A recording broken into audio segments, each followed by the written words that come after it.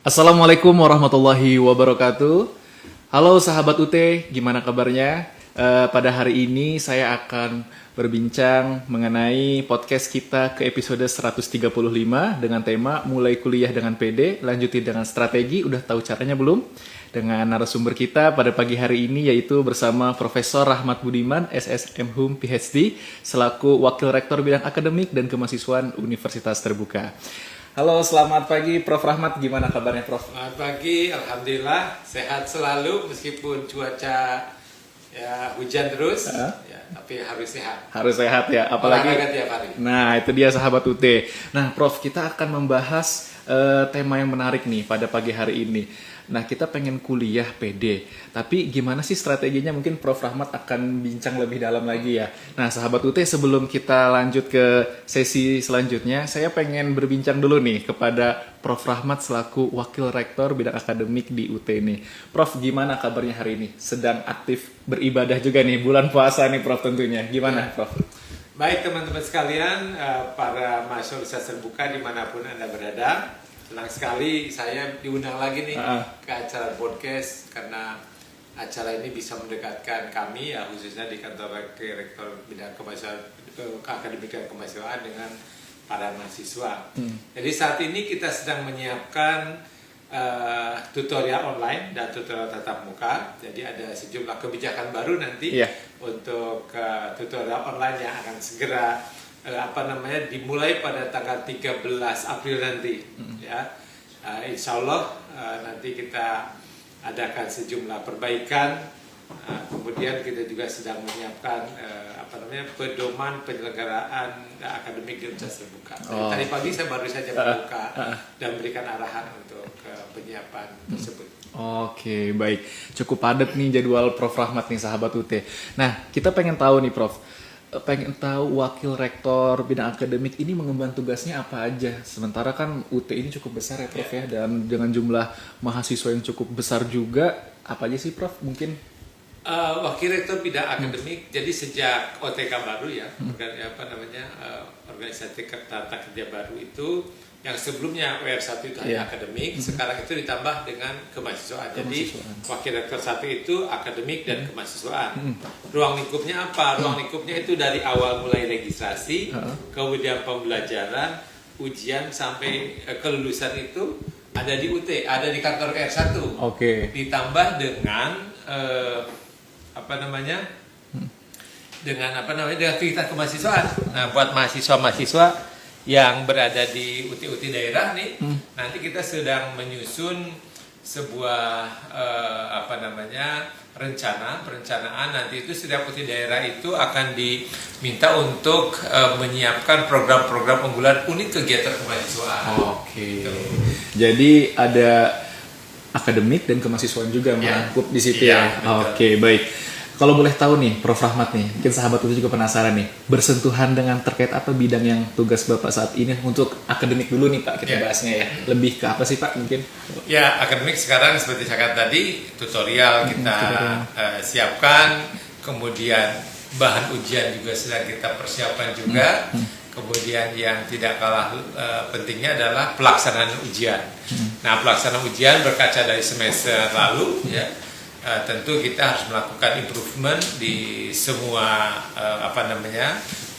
lini agar mahasiswa ketika melaksanakan ujian itu tidak tidak mendapatkan kesulitan. Jadi kita tidak ingin seperti keledai yang jatuh ke lubang yang sama dua kali gitu. Jangan sampai tuh sahabat UT ya. Nih sahabat UT, pagi-pagi ini mungkin kita akan langsung diskusi bareng, sharing bareng bersama Wakil Rektor Bidang Akademik Prof. Rahmat. Selanjutnya saya akan bertanya nih Prof, menurut Prof. Rahmat, apa sih mindset paling penting buat mahasiswa yang kuliahnya sistemnya jarak jauh di UT? Apalagi kan mungkin nggak semua orang familiar untuk belajar jarak jauh ya Prof ya, karena sebelumnya kan mungkin di sekolah itu tatap muka dan lain-lain. Mindsetnya seperti apa yang paling penting Prof? Baik, berdasarkan penelitian nih buat teman-teman mahasiswa, jadi Universitas Terbuka, Open University itu, yang disebut Indonesia ada Universitas Terbuka, di Malaysia ada Open University Malaysia, di Inggris ada OU UK, dimanapun di dunia, kalau berbicara tentang tingkat ketidakberlanjutan atau disebut bahasa umumnya DO, tingkat DO itu di perguruan tinggi jarak jauh itu cenderung lebih tinggi daripada mahasiswa yang kuliah di perguruan tinggi tatap muka. Kenapa demikian? Karena seperti kita ketahui, teman-teman mengalami betul, teman-teman mahasiswa, karena banyak sekali waktu yang harus dibagi-bagi. Kalau konvensional setiap hari datang ke kampus ketemu dosen, berinteraksi, kalau tidak ada pertanyaan bisa tanya langsung ke dosen. Nah, kalau jarak jauh itu memang waktunya sangat terbatas gitu. Maka tingkat ketidakberlanjutan itu sangat tinggi. Kuncinya dari sejumlah penelitian mengatakan bahwa motivasi adalah kunci utama. Maka yang membedakan antara kuliah di perguruan tinggi jarak jauh dan kuliah di perguruan tinggi konvensional, dua kata yang membedakan. Saya ingin dan saya perlu. Nah, ingin itu, saya ingin kuliah. Kalau ingin kuliah itu biasanya mereka pergi ke konvensional tatap muka karena ingin. Tapi kalau perlu itu dia butuh betul. Saya butuh kuliah. Nah, kalau butuh kuliah itu dia memiliki motivasi yang tinggi. Saya butuh kuliah karena saya ingin kompetensi saya meningkat, kualifikasi saya meningkat, sehingga jenjang karir saya bisa meningkat. Saya butuh kuliah di UT karena saya ini seorang katakanlah entrepreneur, punya UKM. Saya ingin satu hari itu saya punya cabang di mana-mana, maka saya harus belajar, butuh belajar manajemen. Nah, gitulah. Jadi motivasi adalah kunci utama gitu. Oke, baik. Jadi motivasi ini untuk dorongan kita juga ya, Prof ya. Karena benar ya sahabat UT ya, kalau sudah butuh nantinya pasti akan tergerak sendiri ya, Prof ya. Baik. Ini ngomongin mindset nih sahabat UT ya. Tadi Prof Rahmat sudah sampaikan. Sekarang kita masuk hal yang sering banget diobrolin di luar sana untuk teman-teman Gen Z juga ya. Kita lurusin dulu nih, Pak. Banyak yang bilang kuliah di UT itu cuma 2 bulan. Nah, ini kan lagi di mana-mana ya kita lagi viral. Di UT cuma 2 bulan kuliahnya. Terus habis 2 bulan ujian. Sebenarnya sistem akademik dan belajar di UT ini seperti apa, Prof? Bisa sampaikan. Ini teman-teman mahasiswa bisa lihat PowerPoint saya. Boleh, bisa, Prof. Oke ya. Kita lihat dari slide 1 dulu supaya menjadi runtut menjadi sebuah satu kesatuan ya. Jadi teman-teman sekalian, tadi kan saya berbicara tentang perlu dan butuh ya. Perlu kuliah. Saya ingin dan butuh kuliah. Nah, kita lihat di sini mulai kuliah dengan PD itu harus punya strategi. Ya, jadi segala sesuatu yang ingin kita lakukan itu kita harus punya strateginya dulu. Kita misalnya saya mau ke Surabaya, strateginya ke Surabaya gimana? Oh, strateginya begini-begini. Caranya pakai apa? Mau naik pesawat kah? Mau naik bis kah? Mau naik motor kah? Gitu dan sebagainya. Berikutnya lanjut ya teman-teman sekalian ya. Ini adalah hal yang penting yang perlu diingat oleh teman-teman, khususnya bagi mahasiswa baru yang baru dalam tanda kutip nyemplung ke universitas terbuka. Jadi sejatinya orang yang tidak punya rencana, sejatinya dia sedang merencanakan kegagalan. Kan ada yang ikut, kenapa kamu kuliah di UT? Teman-teman saya kuliahnya di UT, saya ikut aja gitu. Dia tidak punya rencana. Harusnya ketika dia kuliah, saya memilih program studi A di UT itu, saya itu ingin jadi begini. Sehingga yang berikutnya adalah menyusun strategi. Bagaimana supaya saya bisa berhasil kuliah di universitas terbuka. Lanjut ya, supaya nanti bisa menjawab ini. Betul. Nah, teman-teman sekalian, banyak orang yang salah dalam belajar. Sejumlah penelitian nih ada gaya belajar itu ada yang visual, ada auditory, ada yang kinestetik. Bedanya beginilah, misalnya kalau saya itu orang visual, orang visual itu kalau menjelaskan sesuatu itu nggak suka baca, tetapi sukanya mind maps, ya mind map gitu. Kemudian kalau auditory sukanya dengerin gitu. Kalau kinestetik ya misalnya hands on, praktik. Yes. Saya itu ingat dulu ya teman-teman sekalian, dulu waktu saya masih sekolah itu, Saya itu karena seorang visual, itu di tembok saya itu banyak tulisan-tulisan. Oh gitu Pak. Ya, di kamar saya itu. Bahkan di pintu itu, pintu keluar masuk, saya kasih tulisan yang harus saya ingat. Kalau sudah ingat, saya copot ganti yang baru. Karena saya orang visual.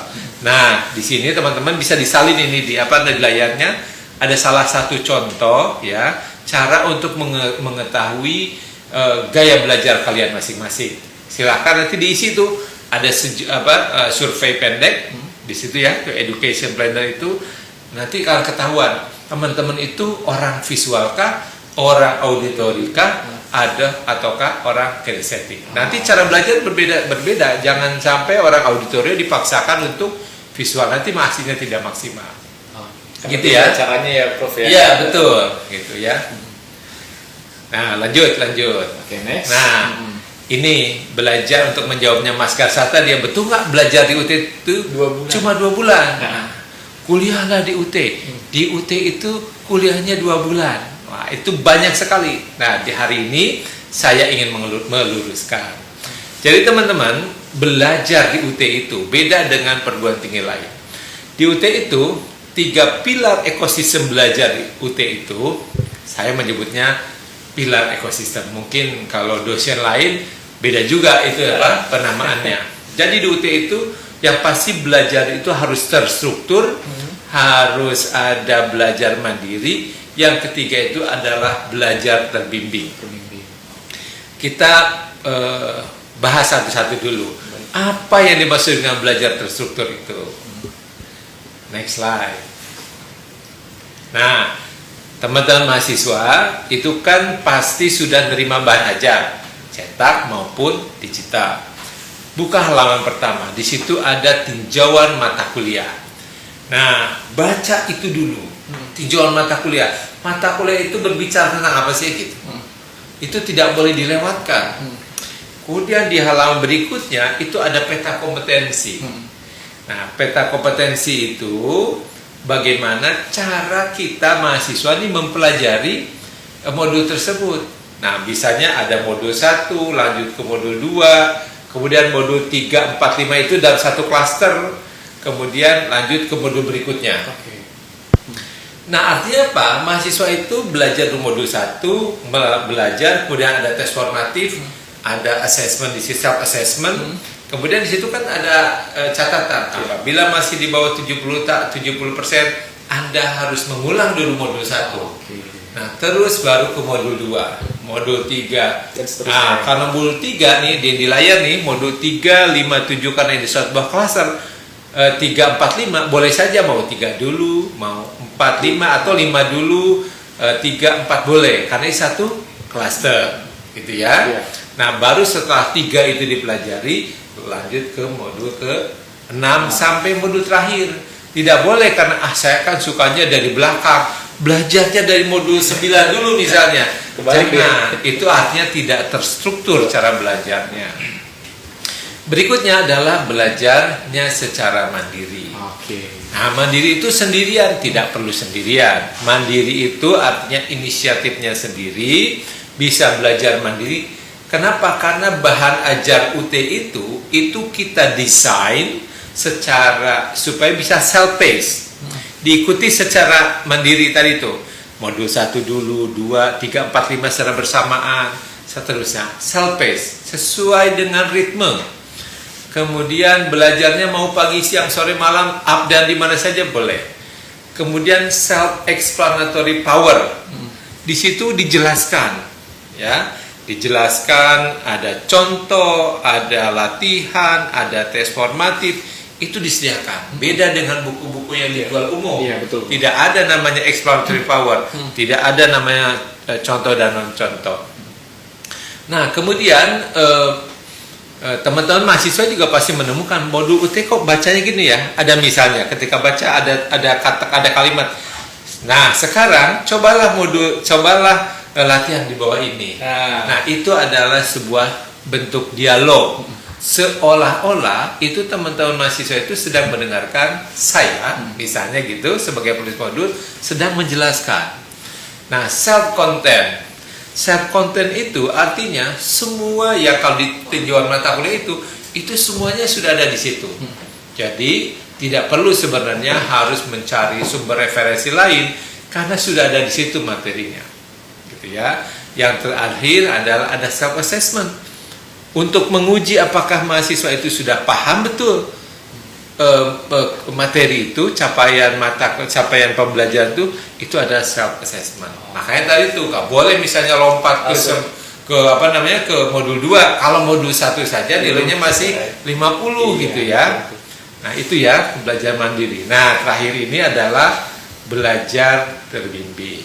Ini yang sering salah diartikan oleh teman-teman mahasiswa dan juga orang lain. Nah, kalau ini batuk namanya. Bukan bagian dari materi. Ya. Jadi yang pilar ketiga adalah belajar terbimbing. Terbimbing itu apa? Ya dibimbing, ada pembimbingnya, ada dosennya, ada tutornya. Nah, belajar terbimbing itu salah satu bentuknya adalah melalui kegiatan tutorial, praktikum. Itu adalah belajar terbimbing. Ada pembimbingnya, dibimbing mulai modul berapa nih yang tidak dipahami. Nah, tutorial ini sebagai bagian dari belajar terbimbing itu dilaksanakan selama 2 bulan, 8 pekan, ya. 8 pekan itu ada inisiasi 1, 2, 3 ada tugas, 4, 5 ada tugas, 6, 7 ada tugas, dan 8 dilaksanakan selama 2 bulan. Nah, 2 bulan ini adalah belajar terbimbing, bukan kuliahnya 2 bulan, tetapi belajar terbimbing. Tadi kan mandirinya sudah tuh, belajarnya terstruktur dan mandiri sudah. Sekarang belajarnya terbimbing. Jadi bukan 2 bulan, tetapi ya berapa lama sih kuliahnya di UT? Nah, saya jelaskan di slide berikutnya. Oke, nah teman-teman bisa lihat ya di slide-nya. Nah, orang dibilang mitos di UT itu kuliahnya 2 bulan. Ayo kuliah di UT aja, cuma 2 bulan. Ingat, yang 2 bulan itu adalah belajar terbimbing. Kalau 1 semester berarti ada berapa pekan? Ada 16 pekan, sama dengan perguruan tinggi lainnya. Kalau UT belajarnya cuma 2 bulan, nanti kompetensinya mahasiswa atau capaian mata kuliahnya pasti tidak terpenuhi. Jadi sama ya, di UT faktanya 1 semester itu pembelajarannya itu adalah 16 pekan. Nah, bagaimana 16 pekan itu dipraktikkan ada di slide berikutnya nih. Nah, begini. Sejatinya teman-teman sekalian, belajar terstruktur dan mandiri itu bisa dilakukan ketika mahasiswa menerima bahan ajar. Oke, betul. Ya, bukan di akhir masa pembayaran registrasi, tetapi ketika mereka menerima bahan ajar. Jadi semakin cepat mahasiswa melakukan registrasi, berarti semakin cepat dia memulai belajar terstruktur dan mandirinya. Oke. Jadi nanti bisa lebih dari 16 pekan. Jadi 16 pekan itu setidaknya, gitu ya. Nah, kemudian ada kalau kita hitung dari masa penutupan registrasi, pembayaran registrasi ya. Jadi ada 4 pekan nih, ada 4 pekan. Belum. Nah, ini dia nih. 4 pekan belajar terstruktur dan mandiri. Kemudian ada 8 pekan belajar terbimbing nih, tutorial online, tutorial tatap muka, praktek dan praktikum, ini terbimbing nih 8 pekan. Yang tadi itu ya Prof ya? Ya, tadi kita sudah. Ya, betul. Nah, sisanya yang berikutnya adalah 4 pekan atau 2 pekan itu sebelum ujian akhir semester. Nah, totalnya itu adalah 16, jadi bukan 8 pekan. Jadi yang di highlight bukan yang warna tengahnya itu. Tengah ini ya, yang gold ini. Belajarnya ini kuliah, bukan kuliah. Ini adalah belajar terbimbing. Nah, berikutnya lagi. Nah, setelah teman-teman mahasiswa mengikuti podcast ini, nah ini rencana. Tadi kan sudah, kalau tidak membuat rencana berarti merencanakan kegagalan. Nah, hari ini teman-teman diminta untuk mengeksekusi hasil dari pertemuan yang mendengarkan atau menonton, memirsa podcast ini. Yang pertama, tentukan tes gaya belajarmu. Yang tadi ada tuh, dicek nanti mungkin teman-teman bisa copy and paste itu di bagian chatnya ya, sehingga mahasiswa tinggal klik nanti gitu. Ketahui gaya belajarnya seperti apa. Kemudian peta kompetensi. Nah, modul itu dibaca tuh. Oh, saya harus baca modul 1 dulu, saya baca nih. Kalau belum selesai modul 1 saya nggak boleh pindah dulu. Pastikan itu. Saya jadi ingat ada contoh menarik gitu. Dulu saya kan ikut karate dulu. Dulu waktu masih muda nih, ikut karate. Kan pertama itu sabuknya sabuk putih tuh. Betul, Prof. Ujian, gagal, nggak bisa jadi berikutnya tuh sabuk kuning ya, kuning, nggak bisa. Putih aja dulu sampai betul-betul gerakannya betul, ya sesuai. Nah setelah itu beres, lulus ke kuning. Latihan lagi, tes lagi, ternyata gagal lagi, 1 kali 2 kali gagal, tetap saja kuning di dulu, jangan lu pindah dulu ke yang lain, ke yang hijau ya, nggak boleh gitu. Nah kayak begitulah kalau belajar modul itu, jangan pindah-pindah karena semakin tinggi tingkat kompetensinya berarti tingkat kesulitannya semakin tinggi. Kemudian karena tadi ada 16 pekan, taati itu, bikin timeline belajar gitu, dan jangan terjebak mitos selama 2 bulan. Nah, wah tapi kan saya sibuk Pak, dan sebagainya. Saya punya cerita menarik buat teman-teman mahasiswa.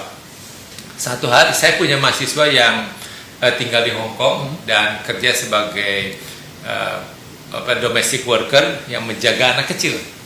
Nah satu hari itu saya kan sedang memberikan, kalau zaman sekarang itu web, zaman dulu itu belum ada Zoom, dulu maksudnya Skype. Nah yang bersangkutan itu meskipun online tetapi gelap gitu ya. Saya tanya, ini Anda kok gelap? Apakah di sana bukan malam? Dia bilang begini, izin Pak katanya, saya ini menyimak Bapak di balik selimut. Kenapa gitu? Ditutup selimut, jadi laptopnya itu ditutup selimut. Karena kalau saya buka, saya tidak pakai selimut, kemudian anak majikan yang saya rawat itu tahu saya membuka laptop, itu saya akan dilaporkan ke majikan saya, dan itu saya akan mendapat penalti. Nah, itu buat teman-teman mahasiswa yang ada di Hong Kong luar biasa itu pekerjaannya. Jadi karena dia butuh butuh kuliah, butuh meningkatkan kompetensi kualifikasi, segala cara apapun dia lakukan, meskipun harus berada di balik selimut. Ya, jadi saya kira teman-teman kunci pertamanya adalah niat yang kuat ya, karena kita butuh itu. Kalau kita butuh, pasti lakukan kita apapun kita lakukan. Itu. Baik. Jadi teman-teman ya, tadi untuk menjawab mitos apakah kuliah di UT cuma 2 bulan, ternyata yang 2 bulan itu hanya cara belajar terbimbingnya ya Prof, atau selama 8 pekan. Jadi teman-teman, tadi yang Prof Rahmat sudah sampaikan, belajar harus terstruktur, belajar mandiri, dan juga terbimbing ya Prof ya. Baik, Prof Rahmat, menarik sekali nih pembahasan kita nih. Saya akan lanjut juga nih pertanyaannya Prof. Karena banyak sekali proses belajar di UT sifatnya mandiri ya Prof ya. Biasanya UT ini memastikan pemahaman mahasiswa itu lewat apa aja nih Prof, selain dari pengumpulan tugas? Dan bagaimana tutor atau dosen di UT ini, apakah juga ada evaluasi juga untuk mahasiswa dan lain-lain Prof? Ya, jadi teman-teman sekalian, kalau pilar yang pertama yang terstruktur dan mandiri itu kan mahasiswa melakukan self assessment, ya, menilai diri sendiri. Kemudian di tutorial juga kita melakukan 2. Yang pertama itu adalah tutor itu memeriksa jawaban. Di forum diskusi dulu ya, forum diskusi, Anda jawabannya bagus menurut kriteria gini, Anda nilainya 80. Kemudian dikasih masukan tuh, feedback oleh tutor. Jawaban Anda sudah bagus, tetapi akan jauh lebih bagus lagi misalnya kalau Anda menyebutkan referensinya dari mana. Nah, tutor itu adalah proses feedback itu untuk improvement. Yang kedua di dalam tutorial itu ada namanya tugas. Nah, tugas itu dirancang teman-teman sekalian untuk melakukan assessment terhadap higher order thinking skill mahasiswa. Jadi jawabannya bukan hanya selintas saja gitu ya, tapi jawabannya betul-betul berdasarkan sebuah analisis yang bagus. Nah, untuk semester sekarang, untuk tugas 1, 2, dan 3, teman-teman itu diharapkan tidak menjawab berdasarkan logika teman-teman saja. Tetapi harus ada referensi setidaknya 1 dari modul. Rujukannya. Jadi misalnya berdasarkan modul BMPI, modul 2 BMPI ini, yang dimaksud dengan X ini adalah begini-begini. Nah, akan lebih baik lagi, ya, ada juga sumber referensi lain, ya, yang linknya itu tersedia di tutor. Jadi di tutor. Sekarang teman-teman mahasiswa, nanti yang akan tutorial teman-teman akan laksanakan, itu kami sudah memberikan tautan khusus yang bisa saudara-saudara klik, teman-teman klik, nanti akan landing page-nya akan ke perpustakaan Universitas Terbuka, di mana teman-teman tinggal mencari sumber-sumber pembelajaran di situ. Nah, jadi karena sekali lagi itu harus berdasarkan analisis berdasarkan modul ini, berdasarkan sumber pusakanya begitu. Nah, kemudian akhirnya ada di UAS, ujian akhir semester, yang nanti ada bisa bentuk ujian tatap muka, paper and pencil based, ada ujian online. Yang online-nya kan macam-macam tuh. Oke, baik. Jadi teman-teman banyak banget nih proses belajar di UT, dan juga tadi ya tetap juga dipantau juga sama tutornya Prof ya. Jadi teman-teman juga untuk menjawab tadi yang Prof Rahmat sampaikan harus punya sumber rujukan nih ya, mungkin dari buku BMP-nya atau link-link yang sudah disediakan di tutor tadi ya Prof ya. Baik, selanjutnya nih Prof Rahmat, menarik sekali nih. Sebagai perguruan tinggi jarak jauh nih, UT ini kan memastikan penjaminan mutu dan akreditas pembelajaran dan tetap terjaga dengan perguruan tinggi tatap lain muka. Menurut Prof, seperti apa sih UT memastikan penjaminan mutu untuk akreditas tersebut, Prof? Baik, pertama ya, di Indonesia tidak ada perguruan tinggi yang mengelola ujian mata kuliah lebih hampir sampai dengan 5 juta. Wow, 5 juta. 5 juta, guys. 5 juta mahasiswa. 5 juta itu kan artinya 5 mata kuliah. 5 mata kuliah itu kan saya misalnya ngambil 5 mata kuliah. Berarti kan ada 5 bahan ujian tuh. Iya, betul. Nah, berarti setiap semester setidaknya itu 5 juta. Tidak ada perguruan tinggi lain yang mengelola sebanyak itu. Nah, bagaimana kita memastikan bahwa ujian itu berlangsung dengan baik? Maka diawali oleh penyiapan bahan ujiannya dulu. Jadi bahan ujian yang kita siapkan itu, teman-teman sekalian, itu disiapkan secara sentral. Artinya ujian yang diberikan kepada mahasiswa yang ada di Banda Aceh dengan ada yang di Papua, bahkan di Hong Kong, itu sama, ya, karena kita siapkan di sini. Nah, samanya seperti apa? Sama untuk menguji kompetensinya. Ya, kompetensinya sama diujinya. Misalnya kalau dalam bahasa Inggris misalnya, soal C1 itu untuk menguji apakah mahasiswa itu paham penggunaan simple present tense gitu misalnya. Itu sama di semua. Soalnya sama. Ya, tidak beda. Itu beda kalau yang nyiapin satu-satu itu pasti beda-beda. Jadi terstandar soalnya. Kemudian kita melakukan kurasi soal secara sangat paripurna. Jadi soal itu betul-betul soal yang sudah layak uji. Nah, soal itu pasti berdasarkan dari bahan ajar. Kan saya sering mendapatkan komplain dari mahasiswa, saya sudah belajar modul ini, tapi kok soalnya kok beda gitu.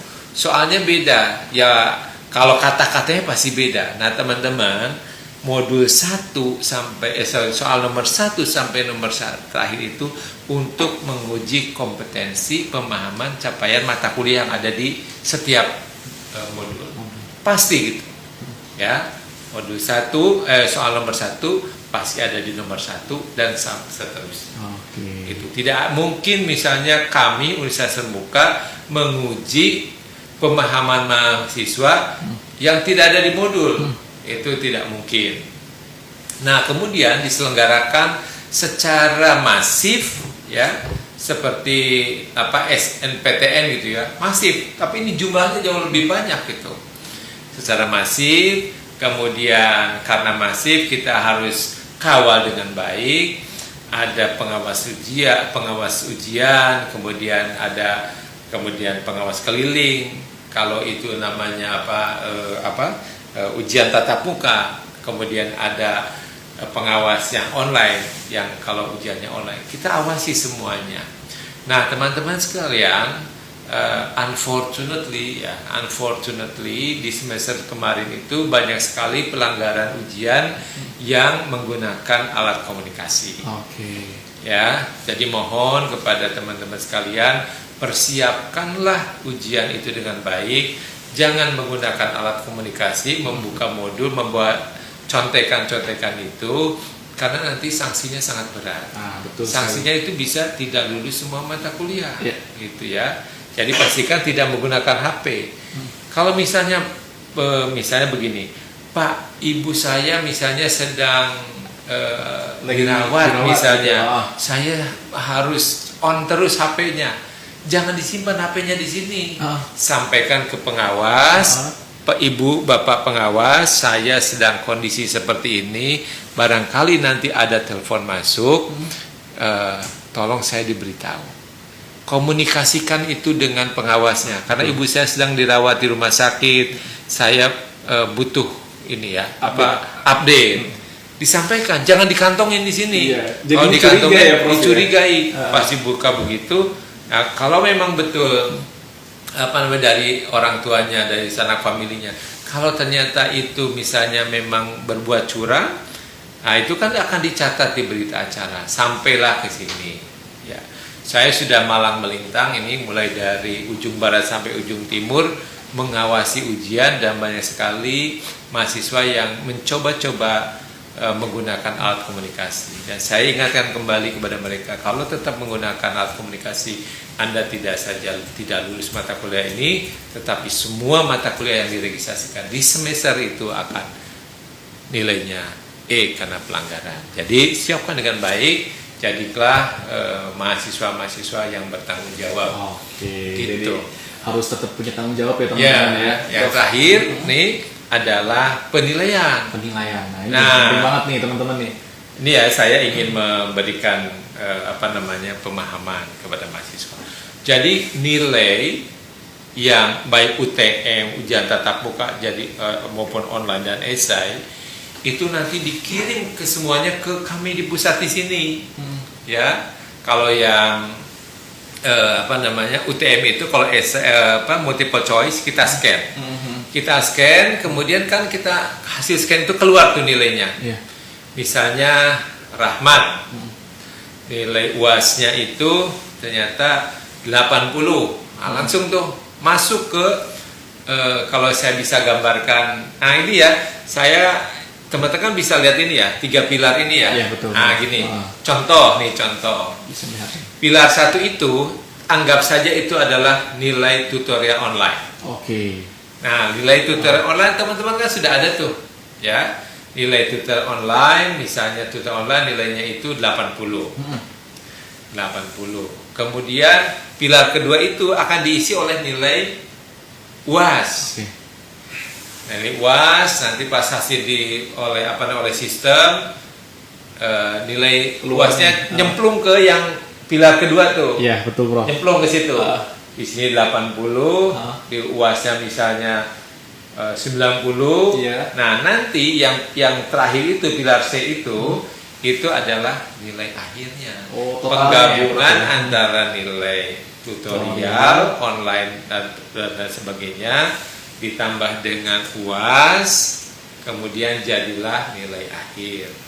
Nah, term and condition apply, syarat dan ketentuan berlaku kalau misalnya nilai UAS itu setidaknya 30% benar. Akan berkontribusi. Nah, nanti setelah dipresentasikan nanti kita bahas lagi ya. Mudah-mudahan ada podcast khusus saya menjelaskan bagaimana komposisi nilai itu bisa kami mengolahnya. Kemudian setelah ada nilai tutorial lah ya, tutorial praktik, kemudian UAS, jadilah nilai akhir. Setelah nilai akhir berikutnya adalah setelah sistem nih grade-nya keluar. A, B, C, D, E, ada A minus sampai B minus itu akan keluar. Nanti setelah itu diterima oleh mahasiswa. Apa yang saya jelaskan barusan menandakan bahwa dalam penilaian itu tidak ada campur tangan siapapun dalam penentuan nilai. Mahasiswa itu nilai kan yang tutorial online, tutorial itu ditentukan oleh mahasiswa. Ketika tutor itu kan memberikan nilai itu, tutor itu diskusi tugas 1, 2, 3, sistem akan mengenerate dari hasil semua itu Anda mendapatkan nilai 80 otomatis. UAS juga sama begitu. Nanti di yang akhir penggabungan itu, apakah setelah penggabungan akhir itu boleh nggak ada orang yang mengintervensi yang tadinya 75 jadi 80 atau malah turun kan 70, kurangin aja, nggak bisa. Karena itu kan nilai akhir. Kalau teman-teman belajar Excel, kalau mengubah ini kan nggak bisa, karena itu berdasarkan rumus nih. Betul. Ya 1, 2 ini nggak berdasarkan rumus. Kalau di sini dirubah nggak bisa. Yang dirubah itu banyak sekali komponennya, betul. Dan itu tidak mungkin dilakukan. Jadi nilai yang teman-teman peroleh itu murni betul-betul upaya teman-teman semua melalui tutorial UAS. Semuanya itu bisa dilakukan dengan baik karena teman-teman mengusahakan melalui belajar terstruktur dan mandiri dan terbimbing. Oke, baik. Mudah-mudahan tidak terlalu cepat ya. Oke, pas nih Prof ya. Jadi teman-teman juga bisa paham tadi ya konsep yang Prof Rahmat sudah sampaikan ya. Lanjutnya nih Prof, tadi kan saya penasaran ya untuk bahas terkait nilai. Apakah di UT sendiri memanfaatkan ada sistem monitoring atau analitik pembelajaran untuk memantau nih proses mahasiswa, progresnya, misalkan mendeteksi mahasiswa yang kurang aktif atau mungkin kira-kira berisiko terlambat lulus, ada nggak sih Prof? Oke, jadi kita sedang menggunakan ya learning analytic yang akan kita embed dalam tutorial online sekarang. Itu manfaatnya banyak. Salah satunya dia bisa memprediksi bahwa mahasiswa ini akan lulus atau tidak. Bahkan kita bisa memprediksi mahasiswa ini kira-kira akan lanjut atau tidak. Bukan hanya terus ke kuliah ke semester ya, dia akan tetap jadi mahasiswa. Oke, jadi nanti kan ada analitik seperti itu ya Prof ya. Baik, oke teman-teman, kalau tadi kita membahas sistemnya sahabat UT, sekarang kita geser ke pengalaman mahasiswanya. Mungkin banyak sekali pengalaman mahasiswa di UT ini yang berkuliah ya Prof ya. Dari mungkin kita akan lebih dalam menanyakan tentang layanan akademik dan support system. Banyak mahasiswa UT, sahabat UT, kerjanya full time nih Prof.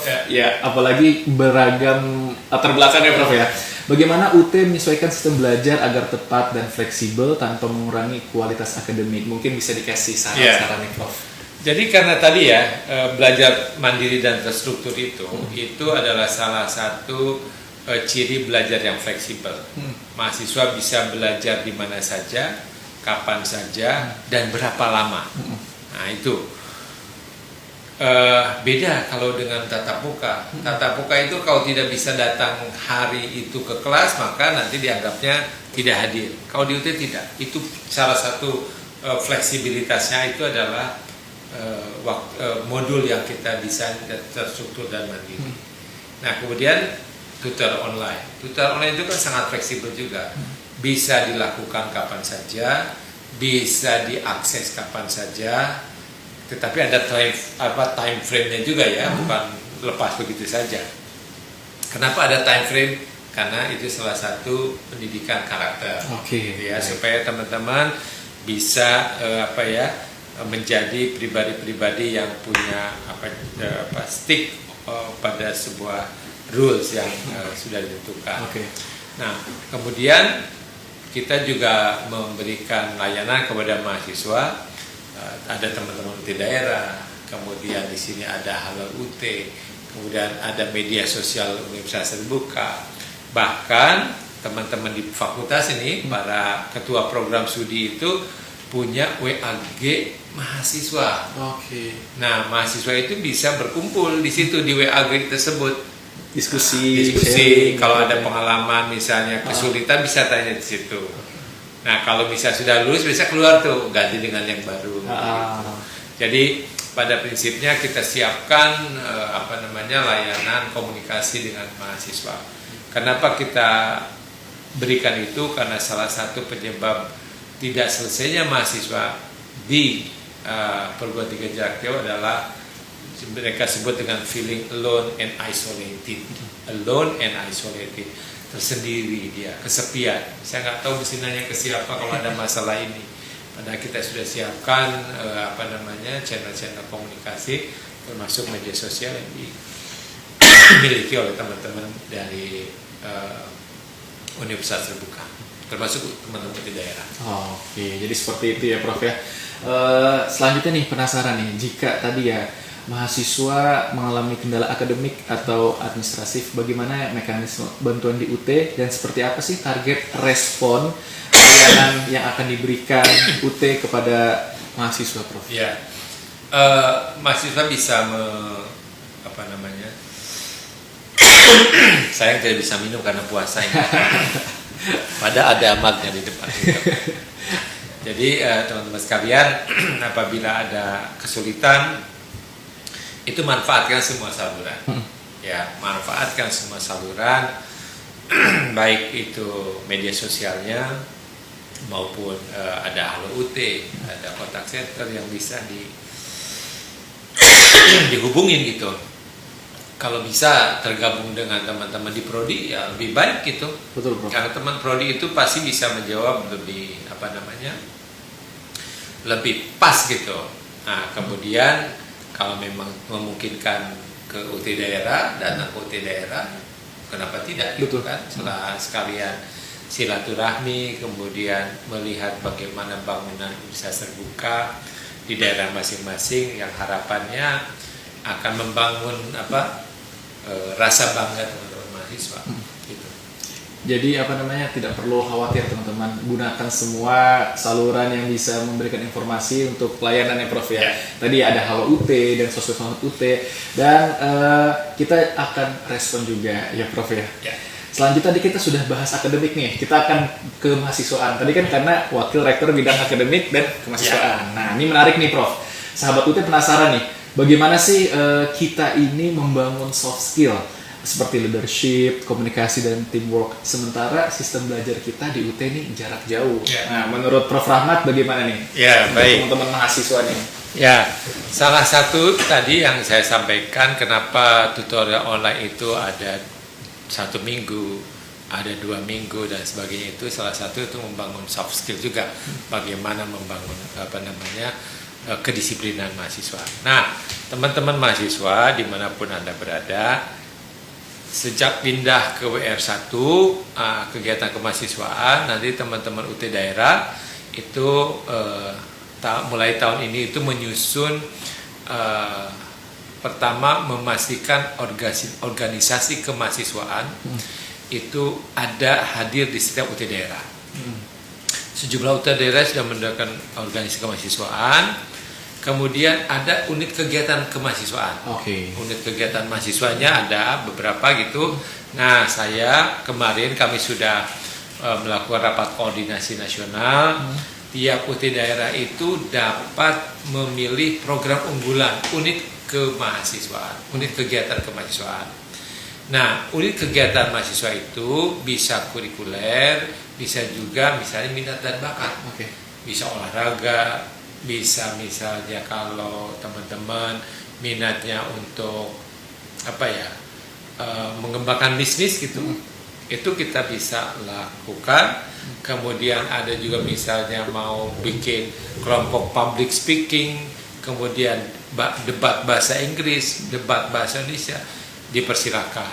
Atau misalnya mau olahraga, saya ini mahasiswa ini misalnya suka karate ya, saya tadi contohnya karate ya, biar sinambung contohnya karate.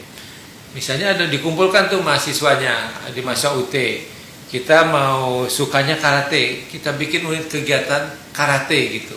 Bisa saja nanti minta ke UT daerah fasilitas untuk latihan. Bikin misalnya dojo UT apa gitu kan. Di situ nanti kita ada support dari teman-teman UT daerah. Nanti kemudian kalau misalnya saya sukanya ya kegiatan-kegiatan keilmiahan, nggak apa-apa. Nanti kita berikan berikan bantuan, bimbingan supaya mahasiswa itu juga terasah soft skillnya gitu ya. Jadi mahasiswa Universitas Terbuka yang jarak jauh juga kami fasilitasi untuk kegiatan-kegiatan kemahasiswaan secara offline gitu. Oke, baik. Mereka kan bisa saling berinteraksi ya. Betul. Nah, gitu. Dan jadinya makin akrab juga mahasiswa ya, Prof ya. Jadi teman-teman mungkin bisa juga tuh saling terhubung di grup WA-nya di daerah dan lain-lain, dan juga bisa nanti di UT daerahnya siapa tahu ada tapi mereka belum tahu infonya ya, Prof ya. Karena beberapa juga mungkin kayak saya pernah lihat di UT Surakarta ada pencak silat, jadi latihan setiap hari Minggu pagi ya, dan Jumat sore kayak gitu, Prof. Atau misalnya begini, misalnya kayaknya pengen juga nih mahasiswa pengen punya podcast gitu ya. Bapak-bapak di setiap UT daerah, teman-teman mahasiswa, kami sudah menyiapkan tempat podcast. Jadi kalau mahasiswa misalnya saya mau bikin acara podcast kemahasiswaan, nggak apa-apa, silahkan nanti hubungin UT daerah masing-masing. Kita siapkan alatnya sudah lengkap gitu, seperti ini. Oke, baik. Menarik nih, Prof. Kita sudah hampir 1 jam berbincang nih, Prof ya. Tadi sudah bahas akademik, sistemnya, dan juga kemahasiswaannya. Mungkin kita masih di kemahasiswaan, Prof. Kesiapan kerja nih, Prof, untuk mahasiswa yang akan lulus dan mungkin yang sudah lulus, baru-baru lulus ini. Masih banyak juga nih yang di luar sana meremehkan sistem belajar kuliah jarak jauh nih, Prof ya. Menurut Prof Rahmat, karakter apa yang justru terbentuk pada mahasiswa UT saat ini yang aktif, dan bagaimana karakter tersebut bisa menjadi keunggulan mereka terjun ke dunia kerja, Prof? Ya, teman-teman mahasiswa, jadi setiap tahun kami melakukan tracer study. Tracer men-trace ya, lulusan-lulusan kita tuh ada di mana nih? Di trace gitu, ada di sini. Kita tanya employer-nya itu. Kita tanya. Dan itu kita lakukan setiap tahun. Ya, setiap tahun, dan yang paling utama, jawaban yang paling tinggi adalah kedisiplinan. Yang diakui oleh para employers ya. Menunjukkan bahwa mahasiswa Universitas Terbuka itu punya kedisiplinan, punya kemandirian, dan inisiatif. Ya.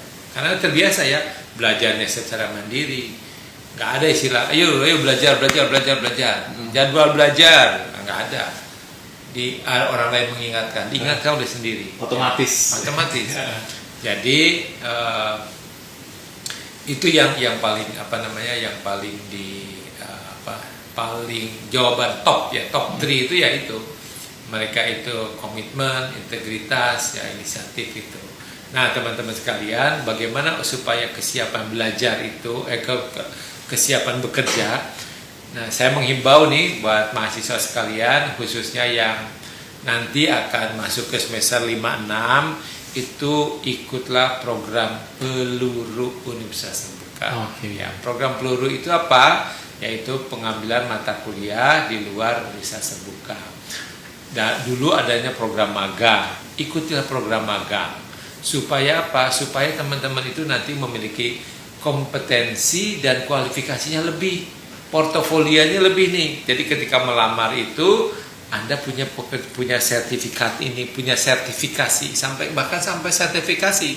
Dan itu ketika Anda punya itu, Anda punya daya saing lebih tinggi. Jadi khusus untuk yang akan segera ke semester 5, ke semester 6 itu ikut program Peluru. Jadi ya nanti tanya ya di chat itu, Program peluru itu apa? Ada linknya tidak? Karena nanti saya kira 2 atau 3 minggu lagi akan ada pembahasan mengenai program peluru oleh staf kantor R1. Kalau saya bahas sekarang nanti saya mencuri staf nanti namanya. Baik, kita lanjut lagi nih Prof. Terakhir ya Prof ya.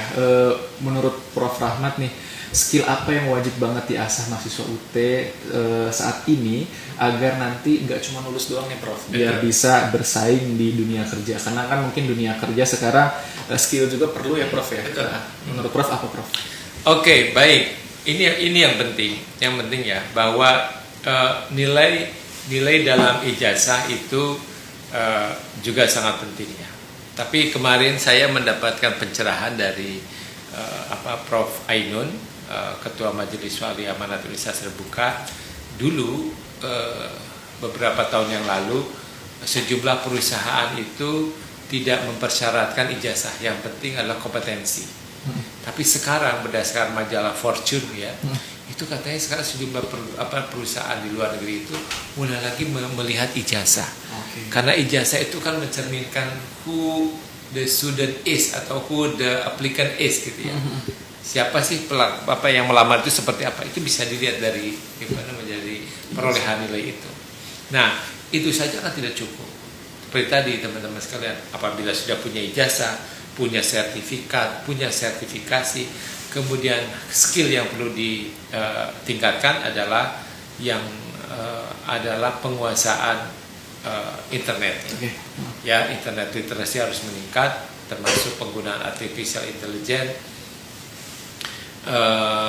Kemudian yang kedua adalah personal communication, itu harus juga diasah. Jangan sampai karena kita jarak jauh, jarang komunikasi dengan orang, komunikasi kita menjadi sangat terbatas. Padahal di dalam dunia kerja komunikasi itu sangat penting. Nah, untuk yang hobi-hobi sekarang, yang misalnya suka Instagram, TikTok dan lain sebagainya, saya kira itu geluti juga nggak apa-apa. Itu harus difokuskan juga supaya tidak saja sebagai viewers ya, tetapi sebagai kreator. Kalau kreator itu kan ada ilmunya, betul. Ya, pelajari ilmunya seperti apa. Saya sangat takjub ya, salah satu orang yang saya kenal itu dia bisa kerja, diterima kerja itu gara-gara dia itu punya konten di media sosialnya itu bagus-bagus. Jadi pas employee-nya bilang, coba lihat media sosial kamu, media sosial kamu bagus ya. Ya sudah, kamu jadi tim media sosial kami saja. Nah, artinya jadi sekali lagi bukan sekedar viewer sebagai partisipan, tapi sebagai kreator. Jadi semua hal yang sedang tren saat ini teman-teman, khususnya anak-anak mahasiswa yang masih muda-muda itu memang harus punya skill itu gitu, untuk meningkatkan selling point atau tingkat competitiveness yang lebih daripada lulusan. Baik. Menarik sekali pembahasan kita nih Prof Rahmat pada hari ini ya. Sahabat UT juga banyak banget yang nonton dan juga sudah banyak pertanyaan dari mahasiswa. Mungkin slide-nya bisa ditampilkan, kita akan baca-baca dulu nih sahabat UT terkait pertanyaan apa aja sih yang sudah masuk. Kita akan bacakan ya. Mungkin bisa diperbesar layarnya. Teman-teman, ada dari Salsabila, semester tahun ini kapan mulainya? Mungkin, dan satu lagi dari Wahyu RDN 04, apakah di UT bisa mempercepat masa kuliah dengan menambah SKS setiap semester? Mungkin Prof Rahmat bisa dijawab secara singkat ya Prof. Baik. Semester tahun ini kapan mulai ya? Jadi di UT itu setiap 1 tahun 2 kali ya, 2 kali, berbeda dengan perguruan tinggi yang lainnya. 1 tahun kita membuka masa registrasi 2 kali. Sekarang sudah berjalan, nanti kita akan mulai lagi sekitar bulan Mei ya. Bulan Mei kita sudah bisa menerima mahasiswa baru, admisi ya. Nah, masa admisi panjang, kemudian setelah itu ada masa registrasi. Apakah di UT bisa mempercepat masa kuliah dengan menambah SKS setiap semester? Seperti halnya di perguruan tinggi lain, kita ada aturan dari kementerian yang membatasi mahasiswa itu mengambil maksimal itu 24 SKS. Tidak bisa misalnya saya pinter banget tapi saya mau mengambilnya 30 SKS, tidak bisa. Nah, nanti Kalau ada perguruan tinggi lain yang menawarkan kuliah di tempat saya cepat misalnya, nggak usah ngambil 24 SKS, 30 SKS saja, dipastikan itu melanggar aturan dan pasti akan bermasalah di suatu hari. Jadi teman-teman sekalian, buat Mbak Zahra mungkin ya. Nah, kalau mau cepat di UT itu ambilnya adalah sistem paket. Jadi UT kan ada yang lepas, ada yang paket, ada non paket. Yang paket itu kita SIPAS. SIPAS itu adalah mata kuliahnya sudah kita kita paket-paketkan supaya mahasiswa bisa selesai dalam 8 semester untuk S1. Nah, kalau nggak paket misalnya nggak apa-apa, tapi pastikan setiap semester ambilnya juga 8 semester. Setiap semester ambil 24 SKS minimal. Gitu. Maksimal gitu ya. Tapi kalau yang karena waktunya kan ada yang bekerja, ada yang masalah dan sebagainya itulah, ya bisa tidak perlu ambil SIPAS, ngambilnya misalnya tidak perlu 24 SKS, ambilnya misalnya 5 mata kuliah atau 2 mata kuliah dan sebagainya. Oke, baik. Next. Pada prinsipnya tidak bisa dipercepat ya, ada timeline yang harus dipenuhi ya. Siap. Oke, lanjut Prof. Rahmat. Ada pertanyaan lagi mahasiswa juga dari SJM 09. Strategi untuk belajar mandiri seperti apa ya agar tepat? Dan selanjutnya dari ada Gin Zahra, bagaimana strategi untuk bisa mempertahankan nilai IPK dengan baik? Oke. Jadi strategi belajar tadi ya, kenali gaya belajar. Mas Yanto itu orang auditori atau kinestetik ataukah orang visual, kenali Mas gitu. Nah, nanti kalau orang sebagai contoh ya, mempelajari modul 1. Kalau orang visual, dia akan buat mind map. Digambar tuh sama dia begini. Kalau orang auditori, dia akan buat rekaman. Didengarkan sambil berangkat kerja gitu ya, di mobil gitu, didengarkan itunya. Gitu ya. Jadi kenali dulu. Jangan sampai salah gaya gitu ya. Jangan salah gaya gitu. Gaya belajar maksudnya. Jadi kenali dulu, kemudian kalau sudah kenali gaya belajar, nah setelah itu bukan strategi. Seperti saya orang visual, setiap hari saya tempel itu pelajaran itu supaya nempel di kepala saya. Sampai sekarang tuh saya masih ingat tuh, yang nempel di situ tulisannya itu adalah despise. Despise sama dengan look down. Look down itu sama dengan memandang rendah. Saya masih ingat tuh tulisan itu, kebayang itu saya di pintu itu, pintunya itu warnanya warna pink muda gitu, karena orang tua saya suka pink muda. Itu tempel seperti itu Mas. Kenali dulu. Nah setelah itu, buat misalnya kalau Mas itu sukanya di HP, buat gambar-gambar gitu ya. Kemudian untuk mempertahankan nilai IPK dengan baik, yang pertama tadi, kalau sudah punya strategi belajar, gaya belajar dipatuhi. Jadi rencana itu tinggal rencana kalau tidak direalisasikan, ya. Jadi harus direalisasikan belajar. Jangan nanti aja, harusnya sekarang. Gitu strateginya. Ya, belajar dengan baik sesuai dengan gaya belajarmu, ya, sesuai dengan kesiapan waktumu. Oke, baik. Jadi ini ya Prof ya, sesuai dengan gaya belajar dan kesiapan waktu ya Prof ya. Baik. Next kita baca lagi. Oke, dari Beril, tips dan trik menjaga semangat dan minat untuk belajar selama perkuliahan. Dan juga ada Septi Aji, PD-nya sudah ada strategi pun sudah matang, tapi bagaimana melawan rasa malas kayaknya, rasa malam ya. Oke, jadi ini gimana nih Prof? Singkatnya dari kedua pertanyaan yang sama, ya. Tips triknya sama, betul. Semangat. Gitu. Lawan rasa malas. Teman-teman sekalian, masa depan itu ditentukan sejak saat ini. Masa depan yang baik adalah milik orang yang mempersiapkannya sangat baik dari sekarang. Saya ulangi ya, masa depan yang baik itu milik orang yang mempersiapkan dengan baik mulai dari sekarang. Kalau kita ingin punya masa depan yang baik, maka kita punya kemampuan, keinginan untuk mengalahkan rasa malas gitu ya. Rasa malas itu memang sebuah tantangan gitu. dan Tuhan itu akan memberikan ujian yang sesuai dengan kapasitasnya.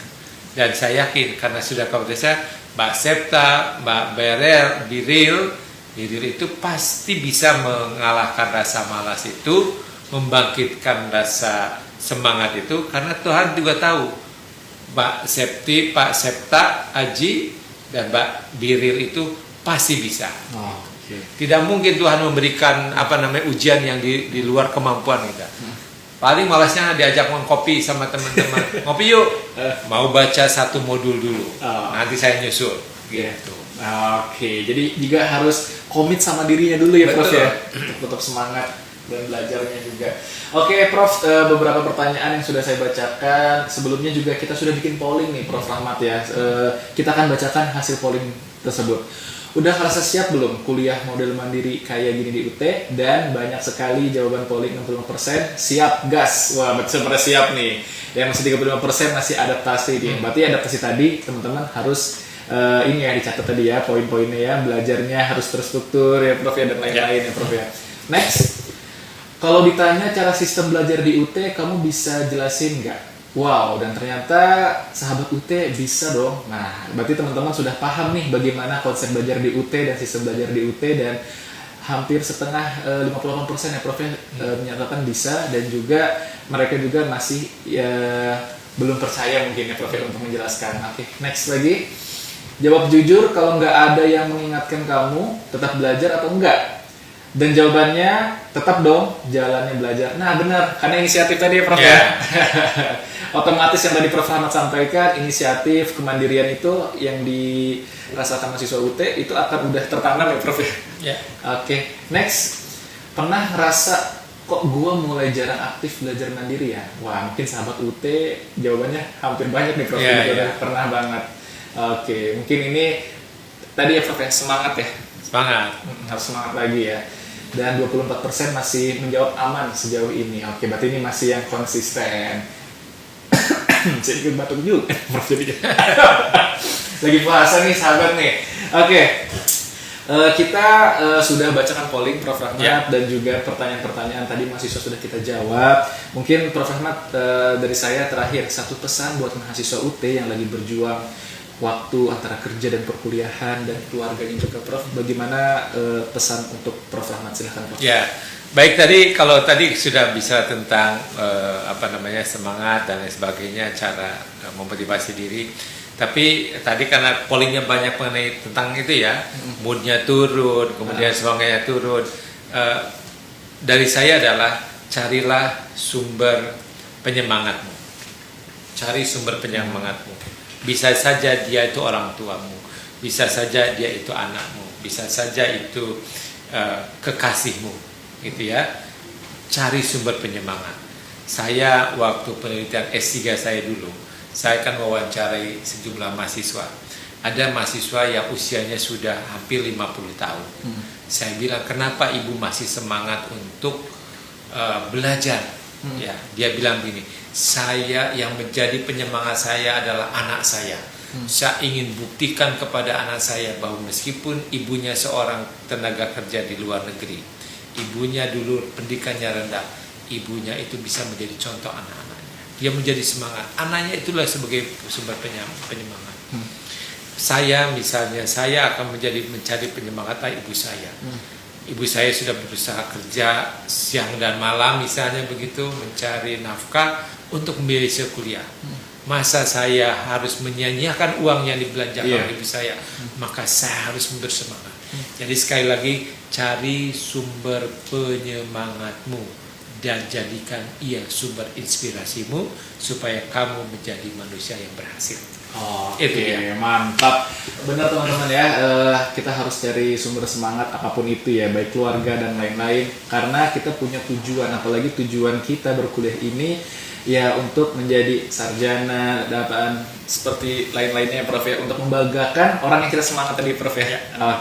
Baik, demikianlah pembahasan episode kita pada 135 episode podcast Universitas Terbuka bersama Wakil Rektor Bidang Akademik dan Kemahasiswaan Universitas Terbuka, Profesor Rahmat Budiman, SSM Hum PhD. Terima kasih Prof. Rahmat sudah memberikan waktu. Terima kasih juga. Dan sahabat UT, terima kasih sudah menyaksikan IG Live kita pada hari ini. Tetap semangat. Dan bagi mahasiswa baru, jangan lupa ikut OSMB dan PKBJJ sesuai jadwal dari UT daerahnya masing-masing. Cek infonya di website dan medsos UT daerahnya masing-masing. Dan jangan lupa, bagi mahasiswa baru pastikan sudah aktivasi tutor di myut.ac.id tanggal 9 Maret sampai tanggal 9 Maret ya. Jadi teman-teman harus dicek tadi ya jadwal OSMB, PKBJJ-nya di UT daerah masing-masing.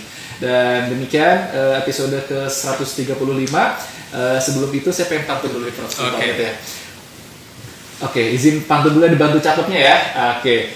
Kuliah di UT jadi makin seru. Cakep. Lewat MyUT kegiatan kuliah tersusun rapi selalu. Cakep. Di Universitas Terbuka ilmu terus berpadu. Cakep. Raih cita-cita dengan langkah yang maju. Oke, demikian episode ke-35. Saya pamit undur diri. Wassalamualaikum warahmatullahi wabarakatuh. Waalaikumsalam warahmatullahi wabarakatuh.